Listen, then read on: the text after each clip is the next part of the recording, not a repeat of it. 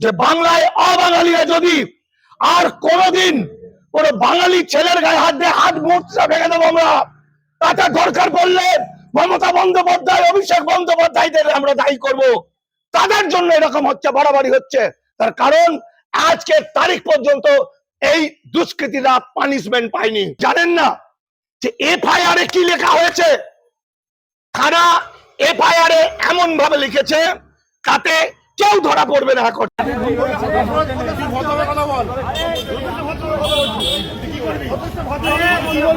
গত 2 দিন কি 3 দিন হবে, 20 তারিখ রাত্রে শেয়ালদার কাছে এই যে দাঁড়িয়ে আছি কারমাইকেল হোস্টেলের আমার যে সংখ্যালঘু ভাইরা থাকেন, সংখ্যালঘু ভাইদের উপর যেভাবে অত্যাচার হয়েছে, যেভাবে মারধর হয়েছে, এবং বিষয়টা এমনি নর্মাল কোনো মারধর হিসাব নয়, বিষয়টা আরো অনেক বেশি মারাত্মক। কারণ আপনারা জানেন যে ভারতের বিভিন্ন রাজ্যে আজকে বাঙালি বলে মারা হচ্ছে পরিযায়ী শ্রমিকদের। শুধু শ্রমিক না, এখন খোদ কলকাতা শহরে বাংলা ভাষায় কথা বলার জন্য, হিন্দি বলতে না পারার জন্য এবং বাংলাদেশি অপবাদ করে আমাদের সংখ্যালঘু ভাই এই হোস্টেলের ছেলেদেরকে বিভৎস মার মেরেছে কিছু দুষ্কৃতী অবাঙালি হিন্দি ভাষাভাষী। আপনারা জানেন যে শিয়ালদা বাজারে সেখানে সামান্য একটা ঘটনাকে কেন্দ্র করে, মোবাইলের একটা কভার কিনতে যাওয়াকে কেন্দ্র করে কিছু দুষ্কৃতীরা, যে হিন্দি ভাষাভাষীরা, যে বিহারি, গুজরাটি, মারোয়াড়িরা আজকে বাঙালিকে পুরো দেওয়ালে পিঠ থেকেই দিয়ে বলতে চাইছে বাংলাকে ধ্বংস করবে।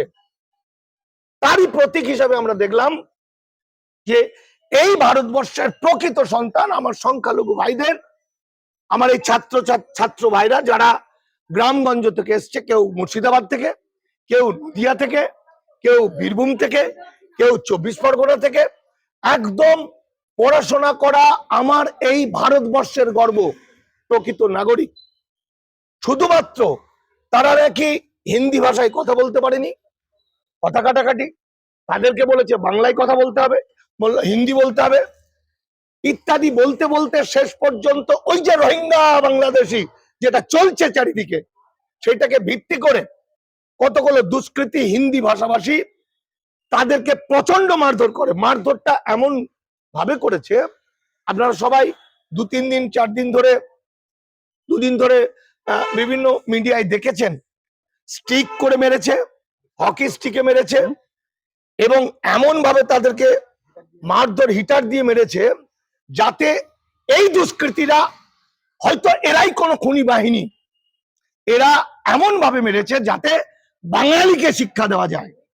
এরা বাঙালিকে শিক্ষা দেওয়ার অঙ্গীকার নিয়ে লোকাল আমার ছাত্রছাত্রীদের, সংখ্যালঘুদের মারধর করেছে, এবং মারধরটা বড় পর্যায়ে পৌঁছেছে। সেই নিয়ে ইতিমধ্যে বিভিন্ন রাজনৈতিক দল এখানে আসছে, বিভিন্ন বাংলা পক্ষ এসছেন, তারা সবাই বলেছে তারা আমাদের গোটা পশ্চিমবঙ্গের বাঙালি তাদের পাশে এসে দাঁড়িয়েছে। আজকে আমি 2 দিন পর এলাম কেন? যেহেতু আমরা মোটামুটি ভাবে, যেমন বাংলা পক্ষ বাঙালিদের নিয়ে কাজ করে, আমি মানিক ফকির দামাল বাংলার দলিত আদিবাসী মাইনরিটি, আমরা নাগরিকত্ব নিয়ে কাজ করি।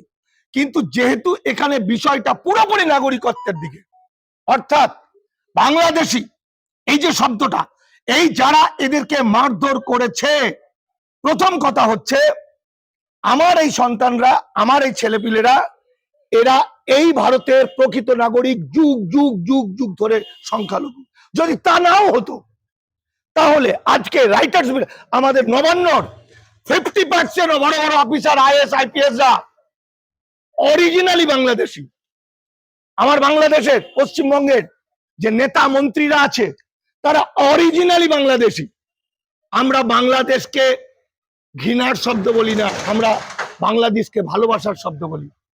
কারণ আমরা বাঙালিরা দেশভাগে বলি হওয়া মানুষদেরকে আমরা বুক দিয়ে আগলে নিয়েছিলাম, আমরা একসঙ্গে বাস করেছিলাম। কিন্তু আজকে গোটা বাংলাকে একটা জঘন্য জায়গায় পরিণত করেছে কতিপয় গুন্ডা, হিন্দি ভাষাভাষী গুন্ডা মস্তান বাহিনী। আমি যা খবর পাচ্ছি তারা দিনের বেলায় বিভিন্ন দোকানের মালিক হিসেবে কাজ করে, আর রাত্রেবেলা এরা গন্ডামি করে। আর এই গন্ডামিকে প্রশ্রয় দিচ্ছে এই রাজ্য সরকারের, সরকার না বললেও এই তৃণমূলের কিছু মস্তান গুন্ডা বাহিনী। আমি এখনো মমতা বন্দ্যোপাধ্যায় এবং অভিষেক বন্দ্যোপাধ্যায়কে বলতে চাইছি, আজকে বাংলার মুসলমান সমাজ আতঙ্কিত, তারা ভীত। কেন তারা ভীত, আতঙ্কিত? কারণ সরকারের পুষ্ট, এই সরকারের কিছু থানার ওসি, থানার আইসি, পুলিশ বাহিনী, যারা আজকে আরএসএস বিজেপির হয়ে কাজ করছে। যেহেতু দেখেছে এটা সংখ্যালঘু মানে মুসলমান মানে শত্রু, এই ন্যারেটিভ নিয়ে তারা মারধর করেছে। এর উচিত শিক্ষা আমাদের দিতে হবে। জানি না আমার আসার আগে যারা যারা এসছিলেন, উকিল ভাইরা এসছিলেন, আমার বাংলা পক্ষরা যেমন এসছিলেন, বিভিন্ন সংগঠন এসছিল, তাদেরকে আমি সকলকে স্যালুট জানাচ্ছি এদের পাশে থাকার জন্য। পশ্চিমবঙ্গ বাসী এদের পাশে আছে, সেই জায়গায় আমি নিজেকে গর্বিত হচ্ছি যে বাংলা আমরা সংখ্যালঘু সংখ্যাগুরু বুঝি না। কিন্তু এই একটা হুঁশিয়ারি দিচ্ছি যে বাংলায় অবাঙালিরা যদি আর কোনোদিন কোনো বাঙালি ছেলের গায়ে হাত দিয়ে হাত মুচড়া ভেঙে দেবো আমরা। তাতে দরকার পড়লে মমতা বন্দ্যোপাধ্যায়, অভিষেক বন্দ্যোপাধ্যায়দের আমরা দায়ী করব। তাদের জন্য এরকম হচ্ছে, বাড়াবাড়ি হচ্ছে। তার কারণ আজকের তারিখ পর্যন্ত এই দুষ্কৃতীরা পানিশমেন্ট পায়নি। এই দুষ্কৃতীরা কারা? খবর পাচ্ছে এখানকার কোন তৃণমূলের কোন মুনাই, কোন বিহারি না কোন কি আছে, তার অঙ্গুলি হালনে এই বাঙালিদের পেটানো হচ্ছে। বাঙালির মার এরা জানে না। আর প্রত্যেকটা থানায় আরএসএস ঢুকেছে। আমরা খবর পাচ্ছি এই ছেলেদের উপর এইখানকার বর্তনা থানা, তো কোন থানা, মুচিপাড়া থানা, এত খারাপ ব্যবহার করেছে। কারণ থানা আর কিছুদিন পর থেকে পুরো আরএসএস বিজেপির অঙ্গুলি হেলনে চলবে। কিন্তু আমরা এখন বলছি, রাজ্য সরকারকে বলছি, এই বিষয়টা যদি সঠিক পানিশমেন্ট দেওয়া না যায়, সঠিকভাবে এই শয়তানগুলোকে বেছে বেছে তুলে না দেওয়া যায়, শাস্তি না দেওয়া যায়, তাহলে সরকারের বিরুদ্ধে সমস্ত মানুষ এক হবে। আজকে গোটা বাংলায় আমরা দেখেছি, বারুইপুরে মুসলমান ছেলে 4 জনকে পিটিয়ে মেরে দিয়েছে শুধু মুসলমান হওয়ার অপরাধে। বিভিন্ন জায়গায় মুসলমান হওয়ার অপরাধে মেরে দিচ্ছে। আমার বাংলার বাইরে মুসলমান হওয়ার অপরাধে বুলডোজার দিয়ে দেশ থেকে তাড়িয়ে দিচ্ছে। এটা আমরা মানব না।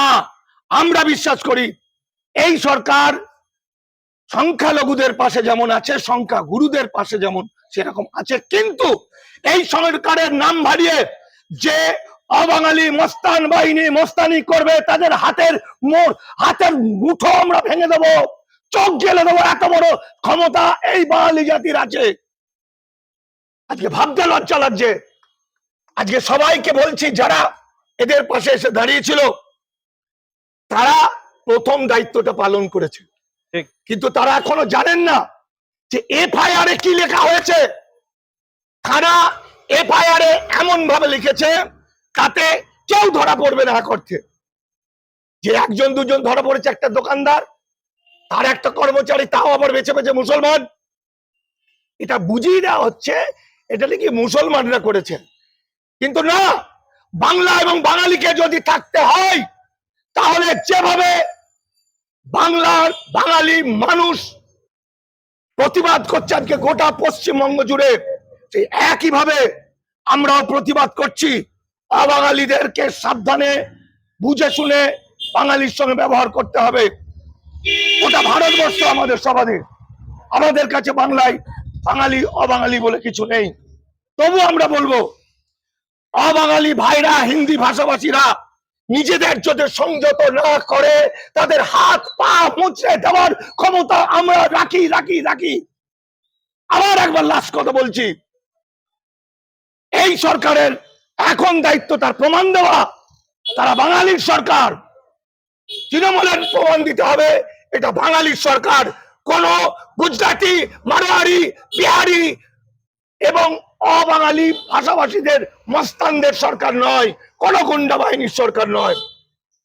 আমার সঙ্গে আছেন আমাদের দামাল বাংলার অন্য একজন, এছাড়াও অন্য একটি জেনজি সংগঠনের আরো ছেলেরা। এফআইআরটা পড়ে শুনিয়ে দাও কি করেছে এফআইআর এর মধ্যে, একবার শুনিয়ে দাও।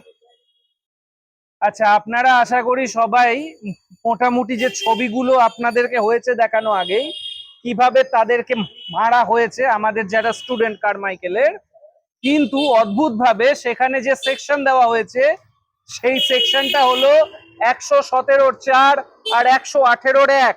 117-4 আর 118-1 এই দুটোরই কিন্তু ইনপ্রিজনমেন্টে যদি প্রমাণ হয় তাহলে ইনপ্রিজনমেন্ট 7 বছরের কম।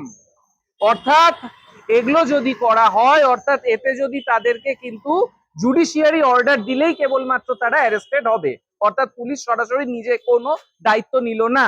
আর এভাবে যেখানে মারা হয়েছে ছবিতে স্পষ্ট, সেখানে কেন 307 দেওয়া হয়নি, এটা খুব গুরুত্বপূর্ণ একটা প্রশ্ন। এই প্রশ্ন আশা করি উকিল বাবুরা তুলবেন এবং আমরাও এই জন্য থানায় আগামী দিনে অবশ্যই যাব, কারণ 307 দিতেই হবে। এছাড়া গুরুত্বপূর্ণ জায়গা হলো এখানে দুজন যে অ্যারেস্ট করা হয়েছে এরা মূলত যাদের সাথে বচসাটা শুরু হয়েছিল সেই দোকানদার, যার কিনা নাম হলো ইমতিয়াজ, এবং তার একজন কর্মচারী যার নাম কৃষ্ণা। এই কৃষ্ণার নাম, হ্যাঁ কৃষ্ণার নাম কিন্তু এই স্টুডেন্টরাই মোটামুটি ভাবে পরিষ্কার ভাবে সেখানে তাদের কমপ্লেইনে বলেছিল, অন্য কাউকে তারা আইডেন্টিফাই করতে পারেনি, কিন্তু পরে তারা আইডেন্টিফাই করে কয়েকটা নাম বলেছে। এর মধ্যে অন্যতম হলো আয়ুষ কুমার ঝা, এবং সে ছিল ওই ঝামেলায়। আয়ুষ কুমার ঝা কি ঝামেলায় ছিল নাকি তার বাহিনী হতে পারে, আমরা এখনো বলবো। আচ্ছা, তো সেক্ষেত্রে হলো গিয়ে যে ওয়ার্ড নাম্বার 36 এর যে আয়ুষ কুমার ঝা, এই ওয়ার্ড নাম্বার 36 হলো শচীন সিং এর আন্ডারে পড়ে বোধহয়, তাই তো? হ্যাঁ, বোধহয় ওটা শচীন সিং এরই আন্ডারে পড়ে। তো এই আয়ুষ কুমার ঝায়ের নামেও কথা উঠেছে। তো এখন প্রশ্ন হলো এই কথাগুলোকে সরাসরি ভাবে এর যে জবাবদিহি অবশ্যই পুলিশকে করতে হবে। পুলিশেরও অবশ্যই অনেক কিছু বলার থাকতে পারে, যেমন এক্ষেত্রে স্টুডেন্টরা খুব ভালো করে আইডেন্টিফাই করতে পারেনি কারা কারা, কারণ যারা মেরেছে তারা মূলত হলো একেবারে অ্যান্টি সোশ্যাল এবং তাদেরকে স্টুডেন্টরা সরাসরি প্রত্যেকটা অ্যান্টি সোশ্যালের সঙ্গে পুলিশের সম্পর্ক, প্রত্যেকটা অ্যান্টি সোশ্যাল পুলিশের সঙ্গে গায়ে হাত দিয়ে বসে গল্প করে। পুলিশ ভোট যত আসবে অ্যান্টি সোশ্যালদের গুরু হয়ে যাবে। পুলিশ এটা করবে না, তার বিরুদ্ধে আমাদের লাগতে হবে সমস্ত বাঙালি সমাজকে। একদমই। তো এই জন্য তো মোটামুটি এখানকার যে থানা আছে মুচিপাড়া থানা, ওদের কাছেও আমরা যেতে চলেছি আগামী দিনে। তো এখানে খুবই ইম্পর্টেন্ট কতগুলো প্রশ্ন এসছে এই জন্য, কারণ 307 কেন দেয়নি, এছাড়াও গানস রাখার যে কথাও নাকি বলা হয়েছিল সেটারও কোনো সেকশন হয়নি দেওয়া। এই কয়েকটা ইম্পর্টেন্ট বিষয় নিয়ে আমরা অবশ্যই আগামী দিনে মুচিপাড়া থানার কাছে আমরা জানতে চাইবো। এছাড়াও অজস্র উকিল, আমি শুনলাম নাকি 30 জন উকিল এই স্টুডেন্টদের হয়ে এসছিল, আমরা সেটাও জানতে চাইবো যে তারাও 307 কেউ চেয়েছে কিনা। তো সেই অনুযায়ী আমরা এগোবো আগামী দিনে। এবং আগামী দিনে আমরা চাইছি জামিল ভাই যে খুব তাড়াতাড়ি সরকার স্টেপ নিক, সরকার একটা উদাহরণ দেওয়ার মতো শাস্তি দিক। কারণ বাংলার মাটিতে বাংলার নাগরিককে, ভারতবর্ষের প্রকৃত নাগরিককে বাংলাদেশি বলা, অবৈধ অনুপ্রবেশকারী বলা, বাংলা ভাষায় কথা বলতেই হবে বলা, এই ধৃষ্টতা যারা দেখেছে তাদের 14 গোষ্ঠী আমরা করে দেবো। সেটা দেখা যাবে আগামী দিন।